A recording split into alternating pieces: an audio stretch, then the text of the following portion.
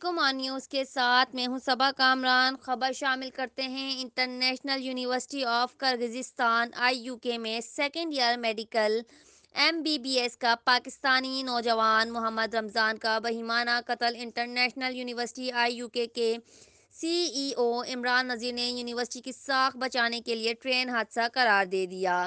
کرغزستان میں پاکستانی 15 سے 20 ہزار کمیونٹی میں خوف کی فضا۔ کرغزستان میں Pakistani embassy, Pakistan government, Pakistan medical commission کی طرف سے بھی کوئی سپورٹ نہ کی گئی۔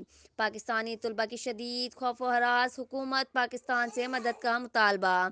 انٹرنیشنل ڈیسک پاکستان تفصیل کے مطابق روس کی آزاد ریاست کرغزستان میں international university of Kyrgyzstan (IUK) میں پاکستانی نوجوان محمد رمضان، جو کہ MBBS میڈیکل پارٹ سیکنڈ کا طالب علم تھا، جس کا گزشتہ دنوں بہیمانہ قتل کر دیا گیا، جبکہ یونیورسٹی کے CEO عمران نذیر نے یونیورسٹی کی ساکھ بچانے کے لیے اسے ٹرین حادثہ قرار دے دیا، جبکہ گورنمنٹ آف کرغزستان نے بھی کوئی ایکشن نہ لیا۔ کرغزستان میں پاکستانی ایمبیسی اور پاکستان میڈیکل کمیشن نے بھی کوئی مدد نہ کی، جبکہ پاکستانی کمیونٹی 15 سے 20 ہزار طلباء زیر تعلیم ہیں میں شدید خوف ہراس پایا جا رہا ہے، اور ان طلباء نے اپنی جانوں کی حفاظت کے لیے گورنمنٹ آف پاکستان سے مدد مانگ لی۔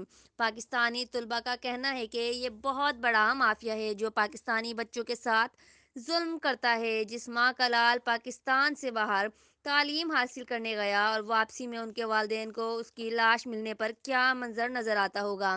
عجیب و غریب کا بچہ تعلیم حاصل کرنے گیا اور اس کی ڈیڈ باڈی ان کے گھر پہنچی۔